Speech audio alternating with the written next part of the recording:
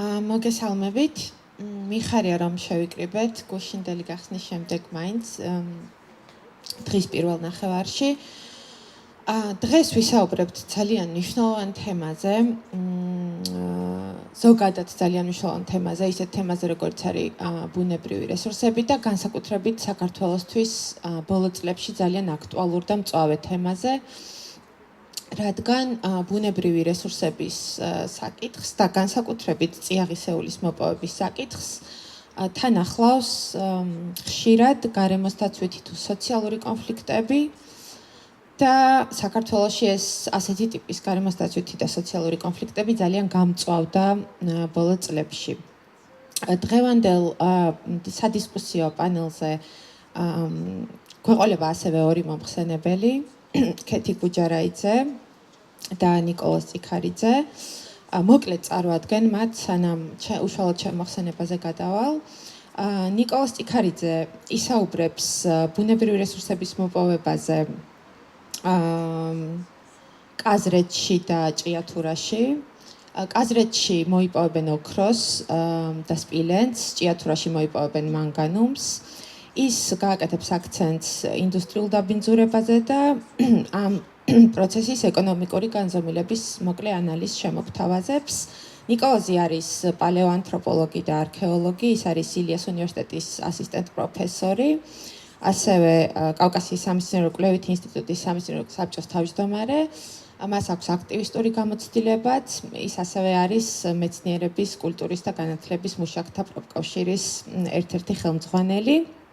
ქეთი გუჯარაიძის მოხსენება შეეხება ზოგადად წიაღის პოლიტიკას, ამ პოლიტიკის ზოგად მახასიათებლებს საქართველოში და ასევე ქვიშახრეშის მოპოვებას, რაც არანაკლებ მნიშვნელოვანი საკითხია ძვირფასი ლითონებისა და წიაღისეულთან ერთად. და ხშირად ამას ნაკლები ყურადღება ეთმობა ხოლმე, იმიტომ რომ ესეთი დიდი ინდუსტრიული ქალაქები, როგორიც გვაქვს კაზრეთის და ჭიათურის შემთხვევაში მაგალითად, ესე არ არის კონცენტრირებული ქვიშახრეშის მოპოვება, თუმცა ძალიან მნიშვნელოვანი საკითხია.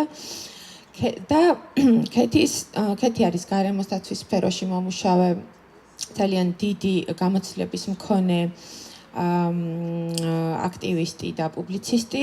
ის მუშაობს ასევე არასამთავრობო ორგანიზაცია მწვანე ალტერნატივაში, არის პოლიტიკის ანალიტიკოსი, პოლიტიკის დოკუმენტების და ჩართულია საჯარო პოლიტიკისა და სხვადასხვა პროექტებზე მიმართული გარემოსდაცვითი ადვოკატირების კამპანიებში. მე მოკლედ გეტყვით ასევე ჩემ თავზე, რადგან ამ საკითხზე ვაპირებ საუბარს, ვიტყვი რა შეხება მქონია უშუალოდ ჭიათურაში მიმდინარე მოპოვებასთან და აი ამ გარემოსდაცვით და სოციალურ კონფლიქტებთან.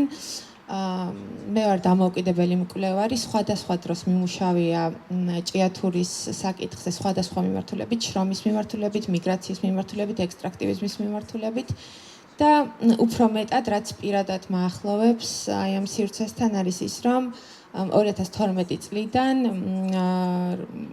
იმ პერიოდიდან, როდესაც მე ვიყავი სტუდენტი, თითქმის ყველა მუშათა გაფიცვაზე თუ სხვადასხვა ტიპის პროტესტზე რაღაცნაირად ვიყავი ხოლმე ადგილზე და ამ ადამიანებთანაც, ამ მოსახლეობასთან რაღაცა გარკვეული გამოცდილებაც ურთიერთობის დამიგროვდა, ამიტომ ჩემთვის ძალიან მნიშვნელოვანია დღეს აი ამ საკითხზე მოგითხროთ. სანამ უშუალოდ გაჩვენებთ ფოტოებს, ერთ-ერთ მათგანს ხედავთ კიდეც ეკრანზე და მოუყვებით თუ რა ტიპის გამოსახულებასთან გვაქვს საქმე და საერთოდ რას ნიშნავს აი ის, რასაც ვხედავთ. ჯერ მინდა პატარა მოკლე ისტორიული შესავალი გავაკეთო და შემდეგ ნელ-ნელა ჩამოვაყალიბო თუ რა მიგვიყვანა აი ასეთი ტიპის სურათამდე დღეს რა სიტუაციაც გვაქვს ჭიათურაში. ელენემ შესავალში ახსენა პარლამენტის წინ ამჟამად მიმდინარე პროტესტი. აუცილებლად უნდა ვთქვათ ეს, რომ როდესაც ესეთი მძიმე პროტესტის ფორმებთან გვაქვს საქმე, ხო, როდესაც ადამიანები პირდაპირ ეს მთავარი ადმინისტრაციული შენობის წინ ცივ ქვაზე შიმშილობენ უწევთ ღამეების გათევა, არიან ჩამოსული თავიანთი სოფლიდან და მათ მიმართ არავითარი ადეკვატური რეაგირების მექანიზმი არ მუშაობს, მუშაობს მხოლოდ გაშავების და რეპრესიის მექანიზმი. რთულია კიდეც, რომ ასეთ სივრცეში ჩვენ უბრალოდ მშვიდად ვისაუბროთ ამ საკითხზე, თუმცა ჩვენ იმედი გვაქვს, რომ ესეც რაღაც ერთგვარი სოლიდარობის ჟესტია და ძალიან მნიშვნელოვანი გონია, რომ ამ საკითხზე საუბარი რაც უფრო მეტ ადამიანთან მივა ეს საკითხი, აი თითოეულ ადამიანს ალბათ მნიშვნელობა აქვს ამ პროცესში, თუნდაც ინფორმაცია რო სწორად იცოდეს, აი ამ დეზინფორმაციის და გაშავების კამპანიის პარალელურად, ხო? როგორ მივედით აი აქამდე, რომ ადამიანებს უწევთ შიმშილობა, ისეთი მძიმე ფორმები პროტესტის, როგორიც არის პირის ამოკერვა, რაც ესე იგი ძალიან ძველი 90-იანებში გვახსოვს ეს რაღაცა მძიმე მეთოდები, ხო და თითქოს აი დაუბრუნდით რაღაცა იგივე სიტუაციას, რომ როდესაც სიტყვები აღარ მუშაობს, ადამიანები თავისი ნებით უარს ამბობენ საუბარზე, ხო, რაღაც ესეთი მსგავსი ფორმაა პროტესტის. როგორ მივედით აქამდე და როგორ მივედით ესეთი ტიპის სურათამდე, თქვენ უყურებთ ერთ-ერთ სოფელს, ჭიათურის ერთ-ერთ სოფელს, ხალიფაურს, ჭიათურის შემოგარენში არსებულ ერთ-ერთ სოფელს, რომელიც ჩვეულებრივი მწვანე ზემო იმერეთის ძალიან ლამაზი სოფელი იყო დიდი ხნის განმავლობაში და დღეს ის არის თითქმის გაუდაბნოებული, აი მსგავსად გამოიყურება, ხო? ზოგადად ჭიათურა არის ინდუსტრიული ქალაქი, განსაკუთრებით უცხოელი სტუმრებისთვის ვიტყვი მოკლედ. ეს არ არის რაღაცა ისეთი უბრალოდ ისეთი რურალური ტერიტორია, რომელიც შეიძლება ღია კარიერებით გადათხარო. მას აქვს ძალიან მნიშვნელოვანი საწარმო ინფრასტრუქტურა. 19 საუკუნიდან, 19 საუკუნის 80-იანი წლებიდან ჭიათურაში მოიპოვება მანგანუმი. ეს არის 150 წლიანი ტრადიცია უწყვეტი მოპოვების, სხვადასხვა ფორმების მოპოვების, რა თქმა უნდა, სხვადასხვა ფორმები იყო და იყო პაუზებიც, თუმცა შეგვიძლია ვთქვათ, რომ აი ეს საუკუნენახევრიანი ტრადიცია მანგანუმის მოპოვების ჭიათურაში არსებობს და აუცილებლად უნდა ითქვას, რომ ჭიათურის მანგანუმი ითვლება დღემდე ერთ-ერთ ყველაზე მნიშვნელოვან მარაგად მანგანუმის ევროპაში და ასევე ძალიან ხარისხიან მადნად, ხო, რომელიც გამოიყენება ძალიან მნიშვნელოვან სხვადასხვა ინდუსტრიებში, იქნება ეს ფოლადის წარმოება, ფარმაცევტია თუ სხვა ძალიან ბევრი, მათ შორის ეს იონიზებული ბატარეების და ესეთი დღევანდელი ინდუსტრიისთვის ძალიან კრიტიკული მასალის საწარმოებლად. ეს არის ძალიან მნიშვნელოვანი რესურსი და ჩვენ ესე სხვადასხვა კვლევების და სხვადასხვა წყაროების მიხედვით ჭიათურაში 400 მილიონზე მეტი მარაგი ითვლება, რომ არის მადანი, ხო, მანგანუმის. 2000-იან წლებამდე, უბრალოდ 1990 წლამდე, ანუ მთელი ეს 19 საუკუნის ბოლო და საბჭოთა კავშირის პერიოდში, როგორც ამბობენ ექსპერტები, დაახლოებით 200-ზე მეტი მილიონი ტონა მადანია ამოღებული, რაც არის თითქმის 60% ზოგადად გათვლილი მარაგების, ხო, ანუ ამით იმის მინდა, რომ მიუხედავად იმისა, რომ აი ამ ხელად მოპოვების ტრადიცია არსებობს, ეს მარაგები ძალიან ბევრია ისევ, ხო? ჯერჯერობით მათი ამოწურვის საკითხი არ დგას. რატო არის ეს მნიშვნელოვანი? ჭიათურის ამ მომპოვებელი ინფრასტრუქტურის გარდა ჭიათურის და ეს ძალიან ისეთი ლამაზი ქალაქია, თავის დროზე ძალიან კარგად განვითარებული საბაგირო ქსელებით, ინდუსტრიული ქალაქი, რომელიც მდებარეობს მდინარე ყვირილას ვიწრო ხეობაში და მის გარშემო 12 სხვადასხვა ზეგანზე არის ეს მანგანუმის შემცველი ფართობები, ასე ვთქვათ, განლაგებული და ეს სოფლები, რომლებიც არის მის შემოგარენში, ეს ნაწილი მაღაროებისა გადის სწორედ ამ სოფლებში. ძალიან მნიშვნელოვანია ის, რომ ჭიათურის უშუალოდ მომპოვებელი ინფრასტრუქტურის გარდა ასევე საქართველოში არსებობს ზესტაფონის ფეროშენადობის ქარხანა, სადაც გადამუშავდება ეს მადანი და ძირითადი საექსპორტო საქონელი, რომელიც საქართველოში მუშავდება ამ მანგანუმისგან, არის სწორედ ეს სფეროშენადნობები და საქართველოს თითქმის 14-15% ექსპორტის შეადგენს სწორედ აი სფეროშენადნობები და ერთ-ერთი პირველია მთავარ საექსპორტო საქონელში, ხო? მოკლედ ვიტყვი ასევე თუ რა პერიოდი გაიარა საქართველოს უახლეს ისტორიაში აი ამ რესურსმა და აი ამ ქალაქმა საბჭოთა კავშირში როგორც თქვით ჭიათურა ამარაგებდა ეს იყო ძალიან მნიშვნელოვანი საწარმოო ინფრასტრუქტურა და ამარაგებდა მთელი საბჭოთა კავშირის რესპუბლიკებს და შემდეგ როდესაც საბჭოთა კავშირი დაინგრა ეს სახელმწიფო საკუთრება როგორც ყველა სხვა სექტორში აი ამ არეულობის და განუკითხაობის დროს გადავიდა კერძო ცოტა ხანი იყო სახელმწიფო საკუთრებაში და შემდეგ გადავიდა კერძო მესაკუთრეების ხელში. ხო, ამ პროცესს ვეძახით ხოლმე მკვლევარები სოციალური და ეკონომიკური აი ამ პერიოდის კონფლიქტების მკვლევარები პრივატიზაციას, რაშიც გულისხმობთ ველურ პრივატიზაციას, ხო? ჩვენთვის უცნობია, მაგალითად, რა გზებით შეიძლება უცბად ესეთი მნიშვნელოვანი ინფრასტრუქტურის მფლობელი გამხდარიყო 2 ან 3 ადამიანი მაშინ. და აი ეს პერიოდი საბჭოთა კავშირის დანგრევიდან ოფიციალურ პრივატიზებამდე, ანუ სანამ შემოვიდოდა მულტინაციონალური კომპანია და მოახდენდა აი ამ აქტივების პრივატიზებას, ის იყო ნახევრად სახელმწიფოს, ნახევრად კერძო მესაკუთრეების ხელში და ამ დროსაც ძალიან აქტიური იყო ეს ველური მოპოვების პრაქტიკები, როგორც წერენ, რაც ღია კარიერულ მოპოვებას უკავშირდება. ხო, ჩვენ როგორც თქვით, ეს არის მთავარი ინფრასტრუქტურა მომპოვებელი არის მაღაროები, მაგრამ რასაც ფოტოზე ვხედავთ, არის ღია კარიერული მოპოვების შედეგი, რაც ითვლება ესეთი ველურ ტექნოლოგიურად დაუხვეწავი მოპოვების ფორმად და განსაკუთრებით ძლიერდება ეს მოპოვების ფორმა ბოლო წლებში, ხო? ძალიან მნიშვნელოვანია როგორ მოხდა აი ამხელა ინფრასტრუქტურის, მომპოვებელი ინფრასტრუქტურის გასხვისება 2006 წელს და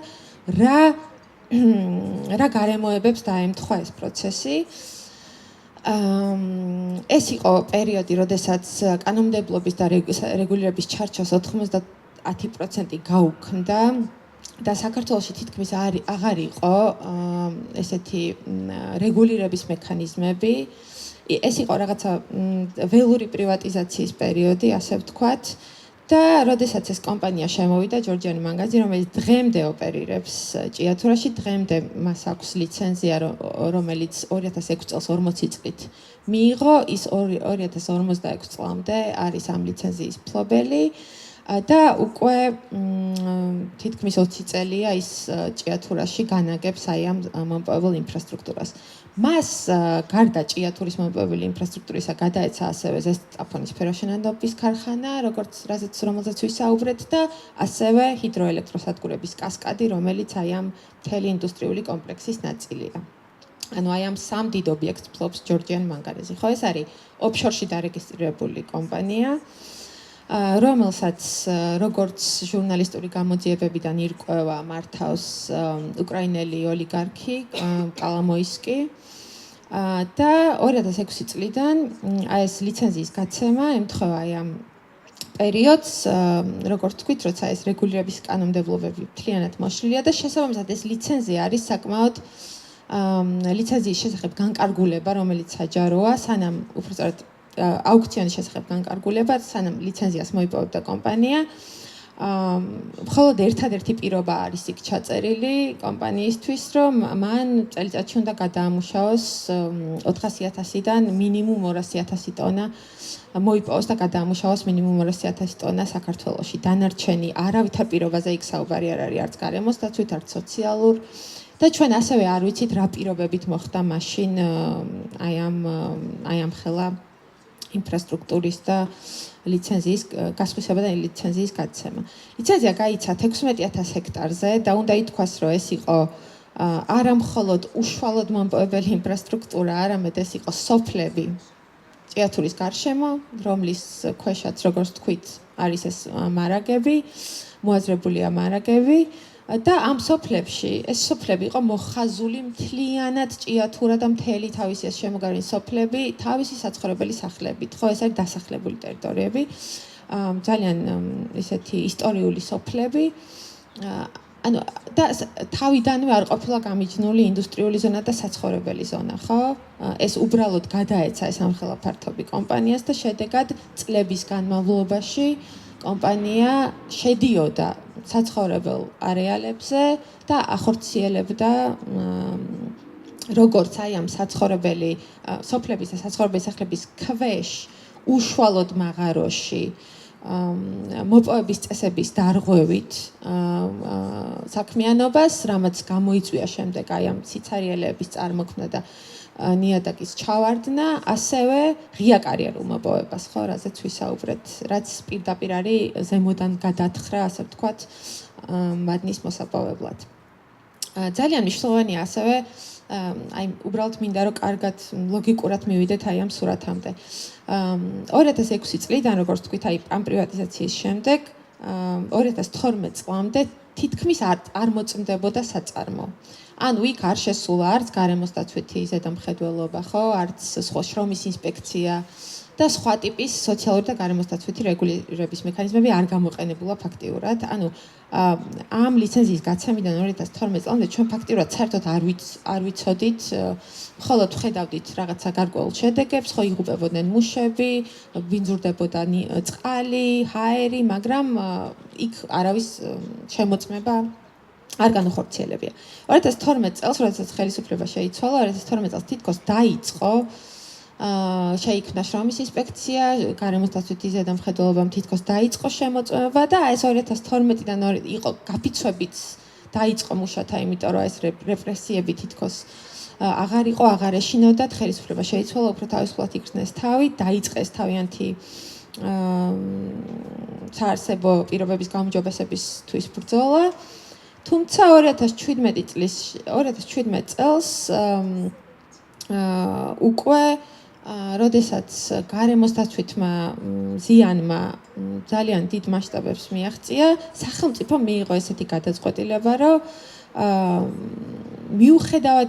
მიუხედავად იმისა, რომ ჯორჯიან მანგანეზის უშუალოდ გარემოსთვის მიყენებულმა ზიანმა 9 მილიონამდე შეადგინა, არ გაეუქმებინა ლიცენზია, როგორც წერენ სხვადასხვა მკვლევარები, მას სახელმწიფოს შეეძლო, რომ ლიცენზიის პირობების შეუსრულებლობისთვის ან ამხელა გარემოსთვის მიყენებული ზიანისთვის ან შეეჩერებინა ლიცენზია, ან რაღაცა სხვა ტიპის პროცესი დაეწყო, მან დანიშნა სახელმწიფო მმართველი აი ამ კერძო კომპანიაში.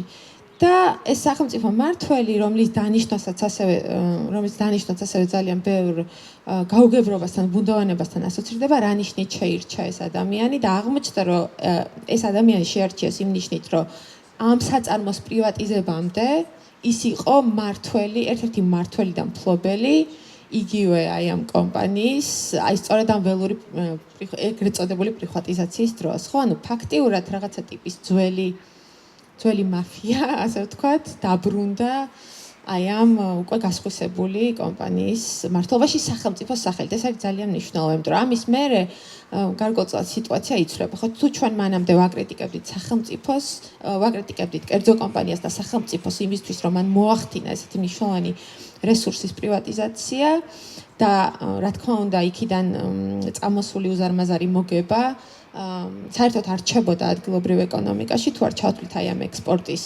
ნომინალურ მაჩვენებლებს, ხო, არც საგადასახადო პოლიტიკით და არც სხვა მექანიზმებით.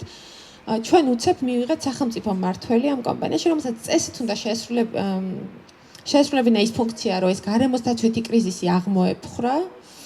მაგრამ ამის ნაცვლად მივიღეთ 2017 წლიდან 2024 წლამდე, ანუ დღემდე მივიღეთ გაცხოველებული ველური მოპოვების პროცესი, აი ასეთი ტიპის ღია კარიერების, რაც იქამდეც იყო, თუმცა 2017 წლის შემდეგ განსაკუთრებით მომრავლება და როგორც ამბობენ ადგილობრივები, როგორც ამბობენ თვითონ მაღაროელები ხშირად არაფორმალურ საუბრებში, ასევე მივიღეთ თვითონ აი ამ სოფლების შიგნით, უშუალოდ აი ამ ოფიციალურ მოპოვებით ინფრასტრუქტურაში, მაღაროებში, დარღვევის წესებით მანგანუმის მოპოვება, დარღვევის წესებში იგულისხმება, რომ თუ დაუშვათ საბჭოთა მოპოვების წესი ან ზოგადად ესეთი მოპოვების წესი არის ის, რომ როდესაც შედის ეს ნაკადი, როდესაც გვირაბით, ვურღვა აფეთქებითი სამუშაოებით შედის მადნის გამოსატანად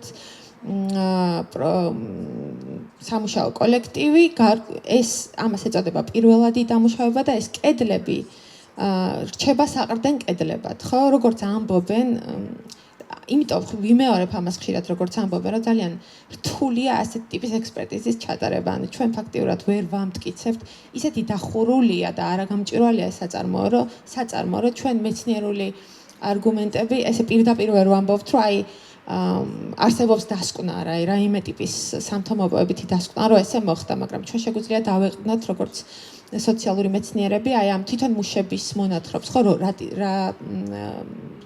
როგორ მუშაობდნენ და უკვე პროცესს შედეგს, რომელსაც ვხედავთ, ხო, რა შეიძლება და იქ მომხდარიყო. აი საყრდენი კედლები, რომელიც სწორედ იმიტომ რჩება, რომ ეს სიცარიელი არ წარმოიქმნას აი ამ სოფლების ქვეშ, როგორც ყვებიან, აი ამ ინტენსიური მოპოვებისთვის გამოიტანეს მადნად. და რაღაცა ეს გვირაბები ისე დაიქცელა აი ამ სოფლების შიგნით, რომ საბოლოოდ ეს სოფლები ჩავარდა, ხო? ჩვენ ახლა ამის ფოტოებსაც ვნახავთ, როგორ გამოიყურება ეს პროცესი და რა ტიპის, ესე იგი ადამიანის თვალისთვისაც როგორი მძიმე და ესეთი შემზარავი სურათია, ხო? თუმცა სანამ აი უშუალოდ აი ამ ფოტოების დათვალიერებაზე გადავალთ და რაღაცა წარმოდგენა შეგვექმნება რა ხდება იქ, ასევე მინდა ვთქვა, აი ამ სახელმწიფო მმართველის დანიშნვის შემდეგ რეალურად რატომ გაუარესდა სიტუაცია, ხო, რასაც პირიქით სიტუაცია უნდა გამოესწორებინა სინამდვილეში, ხო, ის რომ მართლაც ყოფილიყო რაღაცა სხვა ნიშნით დანიშნული მართლაც აი ამ გარემოსდაცვითი სოციალური კონფლიქტის მოსაგვარებლად მისული ფიგურა, ხო? გარდა იმისა, რომ როგორც თქვით, აი გაჩნდა, ესე იგი, რეალურად რა მოხდა, რომ გაჩნდა ახალი ინტერეს ჯგუფი აი ამ მოპოვებაში, ხო, გარდა ამ კერძო კომპანიისა. ან თუ ჩვენ იქამდე ვამბობთ, რომ ჯორჯიანი მანგანეზი აუბედურებს ჭიათურას, თხრის, ძარცვავს, ხო, ეს კრიტიკა იყო ხოლმე. ახლა გაჩნდა ახალი ინტერეს ჯგუფი, რომელიც არის ადგილობრივი ბიზნესმენების ჯგუფი, რომელიც უკავშირდება აი იმ 90-იანი წლების ჯგუფს, რომელიც მაშინ ფლობდა იგივე საწარმოს და რადგან მაღაროების გარდა აი ამ ღია კარიერებზე ასევე ხდება მოპოვება, ამ ღია კარიერებზე მუშაობენ ქვეკონტრაქტორი, პატარ-პატარა კომპანიები, რომლებიცაც ქირაობს ჯორჯიან მანგანეზს და რომლებიც არიან ერთგვარი შუამავალი კომპანიები, რომლებსაც ეს მადანი მიაქვთ ჯორჯიან მანგანეზთან. აი სწორედ ამ შუამავალი კომპანიების მართვაში იკვეთება აი ამ სახელმწიფო მმართველის და მასთან დაახლოებული ბიზნესმენების ინტერესი, რომლებიც ასევე სხვადასხვა ჟურნალისტური გამოძიებების შედეგად დასტურდება, რომ მართლ პარტიასთან ასევე არიან დაკავშირებული, ხო?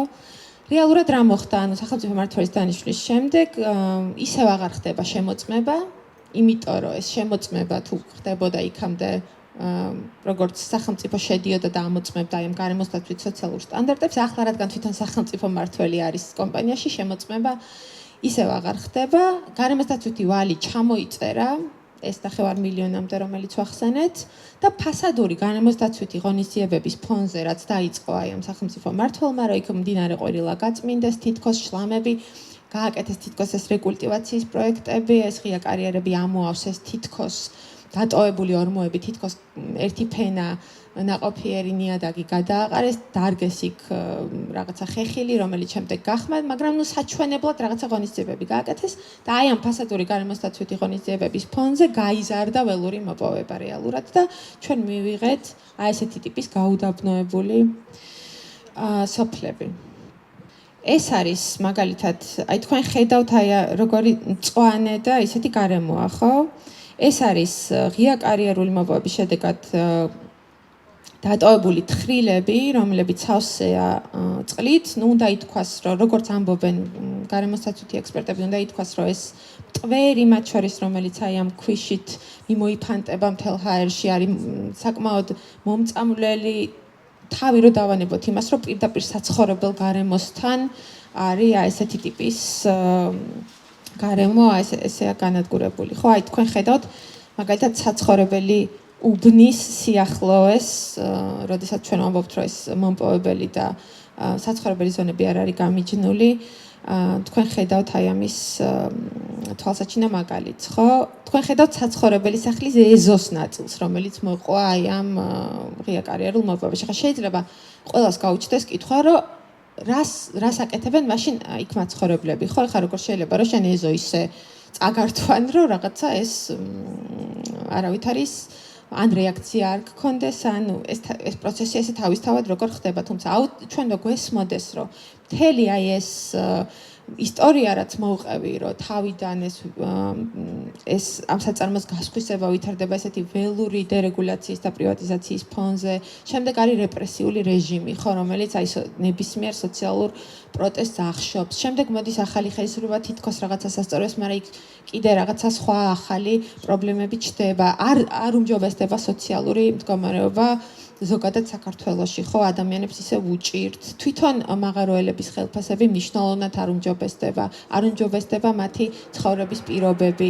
ადამიანების უდიდესი ნაწილი არის წასული, დაცლილი ეს სოფლები არიან მიგრაციაში, ხო და ძირითადად დარჩენილი არიან ხანდაზმულები, ხო?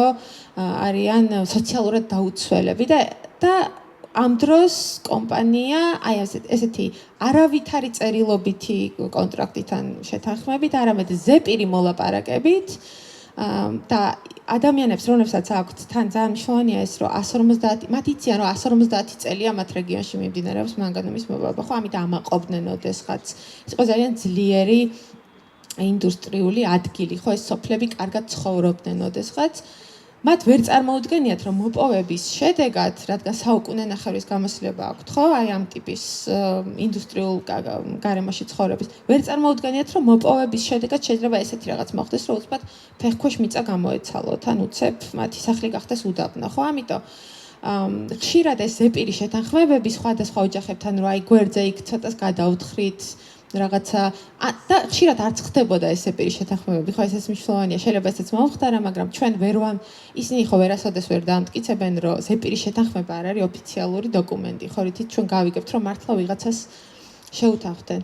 ნელ-ნელა მოკლედ იმის თქმა მინდა, რომ აი ამ ტიპის და სწორედ იმის გამო, რომ თავიდან მთელ აი ამ ფართობზე სოფლებიან, ქალაქიან, საცხოვრებელი სახლიან გაიცა ეს ლიცენზია, რეალურად ეს კომპანიას უტოვებს ძალიან დიდ საშუალებას, რომ მართლა ესე ადამიანების სახლებამდე მივიდეს, ხო? და სახლებზეც რო არ იყოს, თუნდაც 100 მეტრის, თუნდაც 200 მეტრის, თუნდაც 500 მეტრის მოშორებით, ხო? საცხოვრებელ არეალთან ასე ახლოს აწარმოოს ესეთი ტიპის სამუშაო. აი კონტრასტი კარგად ჩანს მაგალითად, როგორ ცირდება და ქრება სოფელი და როგორ იმატებს ესეთი ტიპის გაუდაბნო და უნდა ითქვას ასევე ძალიან მნიშვნელოვანია ეს, რომ ამ ტიპის გარემოს, ასე დაზიანებული გარემოს აღდგენა არის ძალიან რთული და ამას შეიძლება დაჭირდეს გაცილებით დიდი ხანი, ვიდრე ჩვენი სიცოცხლეა საერთოდ ან თაობების, ხო, ეს არ არის რაღაც მარტივი ამბავი, რომ ბალახი ამოვა იქ მალე ან რაღაცა მოხდება, ხო? მით უმეტეს, როდესაც აი ამ ნაყოფიერ ფენას, რომელსაც იღებდნენ, არასაწყობებდნენ, ყრიდნენ, ტოვებდნენ აი ამ გაუდაბნოებულ დიდ ღრმულებს და შემდეგ ეს ნიშნავს, რომ ეს არის მკვდარი მიწა უკვე, ხო, იქ აღარაფერი აღარ მოხდება. და რომც გააკეთონ ეს რაც ცადეს, ხო, რომ ამოავსონ ნაყოფიერი ფენით და დარგონ ზედ რაღაცა, შეიძლება არც გაიხაროს, ხო, ისეთი ტიპის ზიანია მიყენებული. და ძალიან ხშირია ეს, რა თქმა უნდა, სოფლის მოსახლეობა ირჩენს თავს ყავს საქონელი, ხო, რაღაცა მცირე მეურნეობით და ძალიან ხშირია დაღუპვის შემთხვევები აი ამ საქონლის აი ამ თხრილებში, აი ამ უდაბნოებში ეფლობიან, კარგავენ თავიანთ საქონელს და ადამიანის გარდაცვალების შემთხვევაც იყო.